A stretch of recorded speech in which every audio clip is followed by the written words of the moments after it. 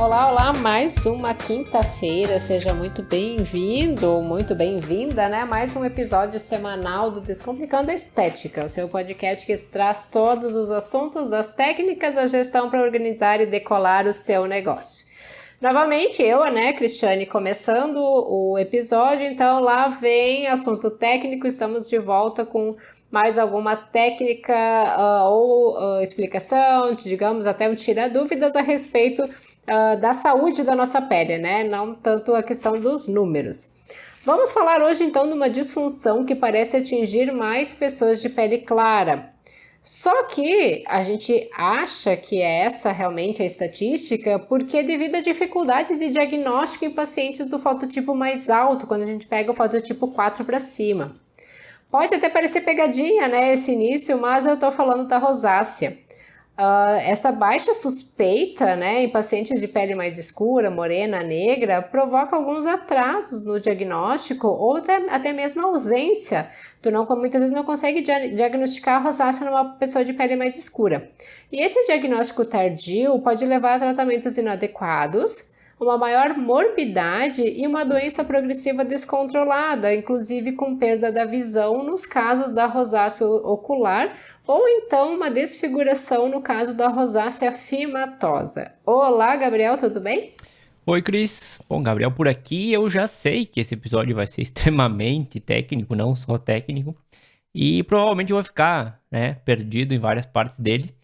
Mas mesmo assim eu fiz questão de participar, de estar por aqui. E por que isso, né? Porque às vezes uma visão de fora pode ser interessante também nessa conversa. E eu sempre costumo fazer minhas pesquisas, né? E por sorte eu consigo encontrar algumas coisas interessantes para que a gente possa debater aqui e principalmente buscar a validação da crise em algumas coisas. Então, sem muito mais que acrescentar aqui, vamos dar uma mergulhada no mundo da rosácea e aprender um pouco, porque informação e conhecimento nunca é demais, né? Eu até tentei suavizar um pouco, né? Porque a gente tem diferentes tipos de profissionais que escutam aqui o episódio e até pessoas que não são propriamente da área técnica, né? Mas que conseguem aproveitar as informações que a gente passa e adequar elas para o seu negócio que não seja na área da estética, né? Mas vamos lá, o nome rosácea ele pode até ser bonito, né? Mas ele é um distúrbio inflamatório crônico e as principais características que a gente consegue observar nos pacientes são um eritema da região central da face, que ele pode ser transitório ou persistente. Muitas vezes a gente vê a presença de vasos sanguíneos, né? As telangiectasias nessa região. E também ela pode estar acompanhada de algumas pápulas, pústulas, a hipertrofia das glândulas sebáceas e muitas vezes o caso de fibrose. Isso já numa pele um pouco mais velha. E a gente pode até confundir com acne. Como teve o caso do... eu só gosto, péssima para futebol, mas acho que foi o goleiro da seleção ali na última Copa que... olha só, ele tá com acne, até botaram muitas fotos de antes e depois. Mas, na verdade, foi o estresse gerado pelo campeonato que fez com que a rosácea se manifestasse na face dele.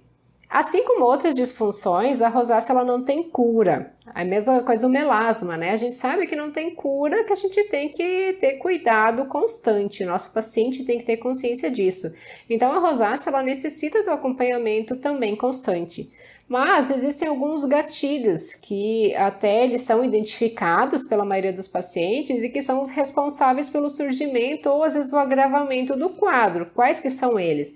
A radiação ultravioleta, calor ou frio intensos, quando a pessoa faz um exercício físico intenso, aquele vermelhidão não passa logo, ele acaba perdurando mais do que 10 minutos, a bebida alcoólica, alimentos mais apimentados ou então condimentados, quadros de estresse, quando a gente sabe que aumenta o cortisol, e muitas vezes também a presença de duas bactérias, né, o Demodex folliculorum ou o Streptococcus epidermis na face ou mesmo no intestino, porque a gente sabe que o intestino tem muita ligação com a nossa pele.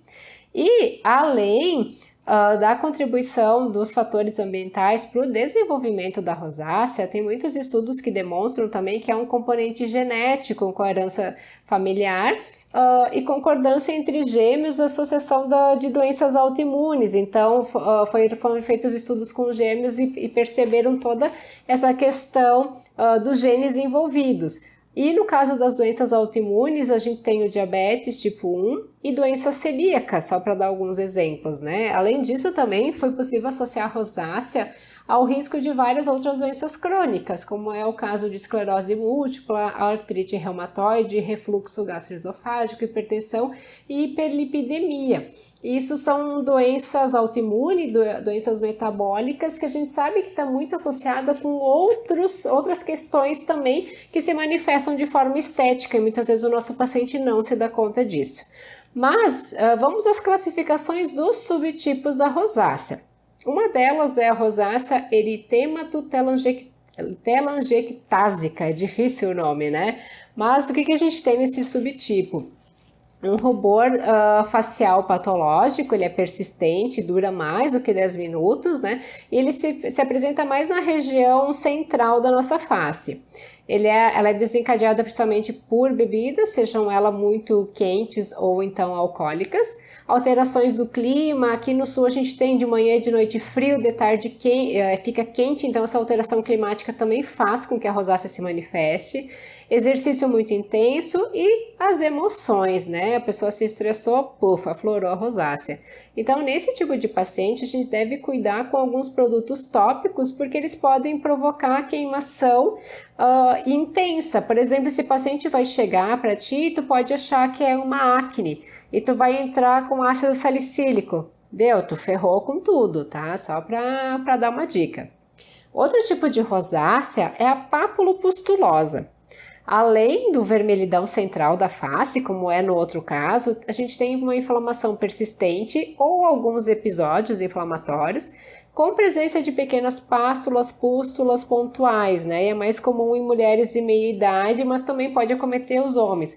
Nessas mulheres de meia idade, quando já estão entrando ali na menopausa, daí tu pensa, agora depois de velha eu tô com acne? Pode ser a rosácea. Avalia bem essa pele, se não tem alguns vasinhos ali presente também. Questiona muito como é que surgiu, como é que está toda a questão metabólica. Outro subtipo é a rosácea fimatosa, onde a pele fica mais espessa, mais grossa, com uma superfície bem irregular e pode apresentar algumas lesões nodulares. E por fim, a gente tem a rosácea oftálmica, que a gente consegue identificar pela presença de sangue no globo ocular.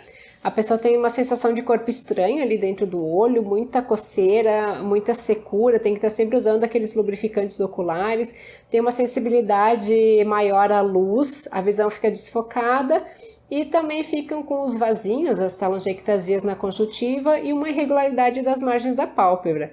Então, estima-se que a incidência dela seja de 6 até pode chegar a 50% dos casos em que há uma manifestação cutânea.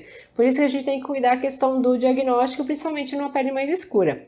Então, mesmo com essas 4 classificações, na prática é comum a gente ver a manifestação até de mais do que um tipo no mesmo paciente. Não quer dizer que tu vai ser aquele paciente vai ser outro, pode ter uma mistura dos subtipos. Ou mesmo a pessoa pode começar com um tipo e depois acabar progredindo para outro. Tu vê que é algo que é complicadinho. E antes de seguir, deixa eu te fazer uma pergunta aqui que eu fiquei, né, na dúvida e pode servir para que os profissionais que nos escutam também passem essa informação aos seus pacientes, possivelmente, né? Eu vi várias coisas nesse mundo do Dr. Google, né? E algo que me chamou um pouco a atenção foi a questão dos tratamentos caseiros para rosácea. Que a gente sabe que precisa sempre tomar com muito cuidado. Então, por isso que até que eu queria trazer o assunto para debate, né? Eu encontrei, por exemplo, dicas, né? Dicas entre aspas, de que a gente poderia usar produtos do tipo vinagre de maçã, azeite de oliva, camomila, pepino, aloe vera, enfim, vários outros, né? E alguns, se a gente pensar de forma racional, poderia até fazer sentido, porque eles possuem um efeito calmante, né? Vamos dizer assim. Mas nem sempre isso funciona quando a gente leva para a prática. Então, que recomendação a gente precisa dar para o paciente que sofre com rosácea com relação a esse e outros tipos de produtos também desse tipo? Olha, a gente escuta de cada coisa que os pacientes fazem em casa, que é loucura, né? Mas assim, desses que tu citou, eu até acho legal a compressa com chá de camomila, uma receitinha da vovó que ajuda muito a acalmar a pele, tirar aquele vermelhidão, né? Ou até mesmo a babosa, a aloe vera. Vinagre de maçã, azeite de oliva, eu não recomendaria utilizar em casa, porque se for para ti ter uma hidratação maior da face, digamos, agora o pessoal gosta muito também do óleo de coco, existem excelentes dermocosméticos que eles vão estar fazendo essa função de hidratação da pele sem deixá-la oleosa, pegajosa. E os óleos, muitas vezes, dependendo do tipo, eles acabam apenas formando um filme sobre a pele, eles não vão realmente hidratar. E a gente não deve esquecer de orientar o nosso paciente a beber água, tem que ter hidratação de dentro para fora. Mas dessas opções, realmente, chazinho de camomila ou a babosa. Então, sempre muito cuidado com o Dr. Google. E ainda nessa linha tem a questão importante que é a maquiagem, né?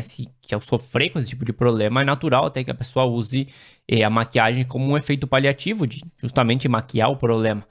Tem algum tipo de maquiagem que precisa ter cuidado, que é bom ou que é ruim usar? Sim, o paciente com rosácea acaba usando bastante maquiagem para realmente para poder esconder. Então, o que a gente deve fazer é orientar para que o paciente utilize um protetor solar com cor ao invés da base, cuidar qual é o tipo de produto, tentar uma linha mais suave ou até mesmo uma linha vegana.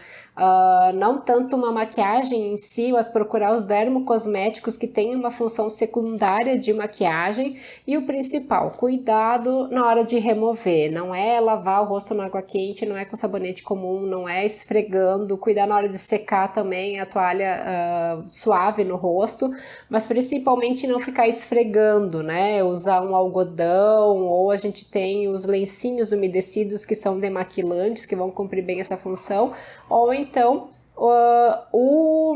um algodão, nem tanto com o demaquilante. Nesse caso, eu já acharia mais interessante a pessoa utilizar uma água micelar, porque ali tu já vai estar ajudando a fazer um equilíbrio, vai fazer uma remoção mais suave, porque muitas vezes o demaquilante ele pode ter algum ativo um pouco mais agressivo para essa pele que é um tanto delicada. Então sim, a gente tem que orientar o paciente quanto aos cuidados daquilo que ele vai utilizar. O que a gente pode fazer? Na consulta, pedir que ele traga todo o arsenal que usa, né? Desde cosméticos até as maquiagens.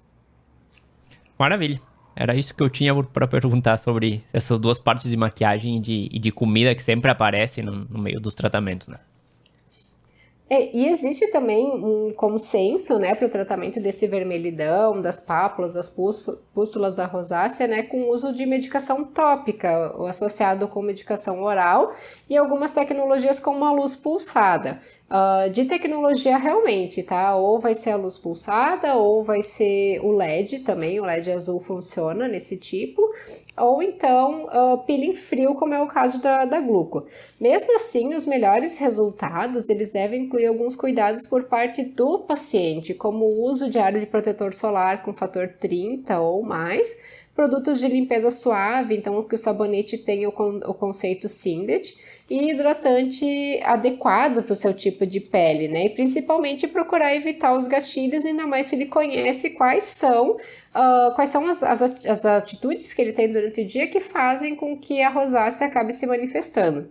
Então, já que eu dei uma pincelada, eu vou falar de algumas possibilidades de tratamento em cabine para o nosso paciente. Como eu vinha comentando, uma delas é a fototerapia, que é o nosso famoso LED, onde com o mecanismo de ação ele se deve à capacidade de mediar a inflamação e fazer a regressão dos receptores envolvidos na rosácea.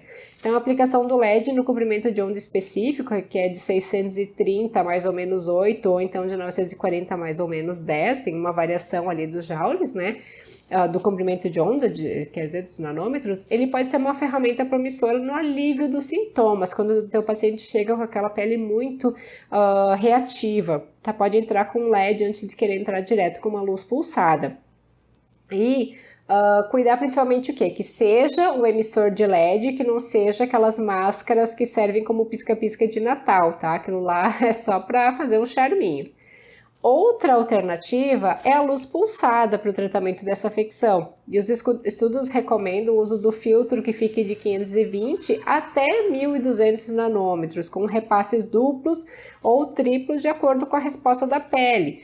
E a fluência normalmente vai ser de acordo com o fototipo, que vai ficar de 16 a 30 joules por centímetro quadrado.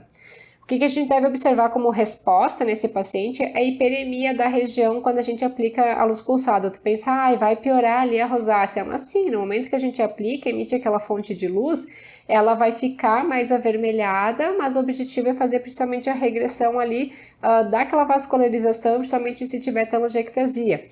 E quando dos diferentes tipos de luz pulsada, quando o profissional tiver um aparelho com aplicador único, ele deve estar selecionando o modo vascular e a intensidade, então, conforme o fototipo e o calibre dos vasos, né? Se o paciente tem a telangiectasia ali associada, então a escolha, a programação do aparelho vai ser de acordo com o calibre dos vasinhos que estão na região. E essa fluência vai variar mais ou menos de 10 a 22 joules por centímetro quadrado e fazendo o repasse dos disparos de 2 a 4 vezes também conforme for a reação da pele. E o intervalo, que muitas vezes as pessoas querem, protocolo, mas qual é o intervalo que eu faço as aplicações? De 21 a 30 dias. Nos intervalos da aplicação da luz pulsada, tu pode estar associando o LED e também um home care para ajudar a deixar essa pele mais calma e hidratada. E já que eu estou falando de home care, vem a cosmetologia, né? Onde que o principal objetivo é fazer a recuperação da barreira cutânea, né? Recuperar essa pele. Hoje se fala muito do conceito da corneoterapia e fazer a redução do eritema persistente das pápulas e das pústulas. Um dos principais ativos para a rosácea é o ácido azelaico, que ele tem uma ação anti-inflamatória e tem a capacidade de diminuir as espécies reativas de oxigênio, que muitas vezes estão presentes na nossa pele. Para o tratamento da rosácea, a concentração deve ficar entre 15% e 20% e a base deve ser um gel ou então uma espuma, para que ele fique mais suave. Outro ativo é a brimonidina, que ele age nos processos vasculares que causam a vermelhidão, devido à ação vasoconstritora que ele tem. A concentração desse ativo já deve ficar em torno de 0,5%. Uma opção que eu gosto é o Amamelis. Ele tem uma ação adstringente, ele é antioxidante, ele tem uma formulação suave, anti-inflamatório, vasoconstritor e pode ser associado em concentração de 5 a 10% a outras formulações. Eu gosto de associar ele com a gluconolactona, por exemplo, que também tem uma ação anti-inflamatória, além de ser um excelente hidratante, e ele é muito mais suave que os alfa-hidroxiácidos. A sua concentração em cabine pode chegar até 20% de gluco, mas em home care ele deve ficar em 5 a 10% num pH entre 3,5 e 4,5. Até se tu deixar ali por volta dos 4,5 vai ser melhor para a pele. E por fim, outro ativo que a gente tem na cosmetologia é a niacinamida, que além de ser encontrado em alimentos, né, que ela é a vitamina B3, então é importante orientar o paciente no consumo, né, dar uma googleada ali e ver quais são os alimentos que contêm vitamina B3. Quando é aplicada de forma tópica 2 vezes ao dia, numa concentração de 0,25%, no estudo ele mostrou melhora no quadro da rosácea em 26 de 34 pacientes que estavam no estudo. E o uso dela foi de 2 vezes por dia durante 4 semanas e melhorou muito a qualidade geral da pele contra a hidratação e a barreira cutânea. Bom, deixa eu adicionar algumas coisas aqui, por mais incrível que isso possa parecer. Até para que nos ajude a avaliar o que eu encontrei, né? Tem um estudo preliminar de 2019, e é importante que a gente frise aqui que é algo preliminar, mas eu achei interessante trazer porque pode que no futuro, daqui uns anos ou meses até, isso se transforme em algo importante para o tratamento dessa disfunção e o profissional que nos escuta já pode ir estudando também esse assunto e se preparando. E aí até quem escutou nosso episódio sobre adaptação, que foi o último, se eu não me engano, vai entender bem do que eu tô falando, né? Essa situação exemplifica bem o que a gente comentou naquele episódio. Mas enfim, esse estudo ele é de julho de 2019, foi publicado em um artigo chamado Dermatologic Therapy. Ele fala da luz pulsada, obviamente, mas também indica que a toxina botulínica teria dado bons resultados em pacientes desse estudo, já que ela bloquearia a liberação da acetilcolina, que seria responsável pela vasodilatação. E aí o pessoal até vai achar que tu me ajudou aqui nessa parte, mas eu fiz o meu dever de casa mesmo. E outra, e até não sei se algumas que tu comentou antes já não é o que eu vou falar aqui, mas que a ivermectina 1%, ela já está aprovada pelo FDA desde 2014 lá nos Estados Unidos, justamente para o tratamento de rosácea, também seria uma alternativa muito boa, porque o estudo vai além e diz que ela seria mais eficiente e no mínimo tão tolerável e seguro quanto outros tratamentos tópicos que existem atualmente. Então eu não sei se tu teve contato com esse estudo ou algum outro, e possa nos dar uma luz aqui sobre essas informações. Ó, o Gabriel fazendo o dever de casa bonito mesmo, até vou te pedir para me mandar esses dois estudos. Mas a toxina botulínica para rosácea eu não tinha visto, mas faz todo sentido isso, tá? Por mais que seja um estudo preliminar, porque realmente ela faz o bloqueio da acetilcolina. E ele tá associado realmente a um aumento ali da vascularização. E por exemplo, a gente usa a toxina, a gente tem muito a ideia dela só para fazer o relaxamento da musculatura, mas ele é utilizado nos casos de hiperidrose, né, onde que a pessoa tem aquele suor excessivo na axila, principalmente, é utilizada a toxina botulínica para justamente reduzir essa produção excessiva ali do suor. Então, quando a gente tem ali essa acetilcolina envolvida na rosácea, sim, a toxina botulínica ela pode ter uma boa ação. E sobre a ivermectina, aqui a gente usa ela muito para piolhos, por exemplo, né? Sarna, piolho nesses casos. E agora, então, tava uma loucura da ivermectina na busca dela por causa do Covid. Até nem sei se a gente consegue encontrar ela ainda em farmácia. Mas eu acredito que sim, ela deve ter essa ação muito boa realmente sobre a rosácea, só que aqui no Brasil não é utilizada. Eu vou ver se a Anvisa tem a validação dela, né? Porque a FDA aprova, a gente teve que ver se a Anvisa tem essa mesma liberação. E pode ser ali uma alternativa para os nossos pacientes, com certeza. Vamos esperar e ver também se esses estudos se desenvolvem em algo mais concreto e talvez possa surgir alguma coisa até mais efetiva do que a gente já tem hoje para tratar os pacientes. Seria bem interessante. Com certeza, a gente tem que estar sempre de olho, como o Gabriel falou, na questão da adaptabilidade, né? No episódio anterior, a gente tem que estar sempre de olho naquilo que está vindo, ver se essa novidade é válida para a nossa forma de trabalho ou não.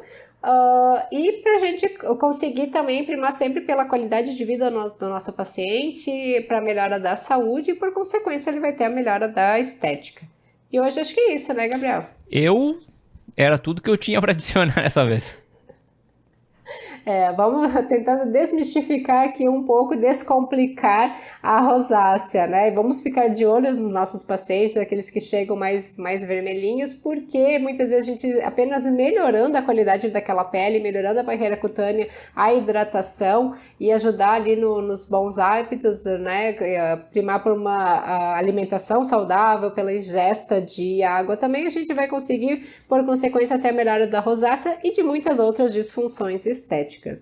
Mas hoje então vamos ficando por aqui. A música de abertura é Feeling Good da purpleplanet.com e semana que vem a gente volta com mais um episódio. Até mais, Gabriel! Até mais!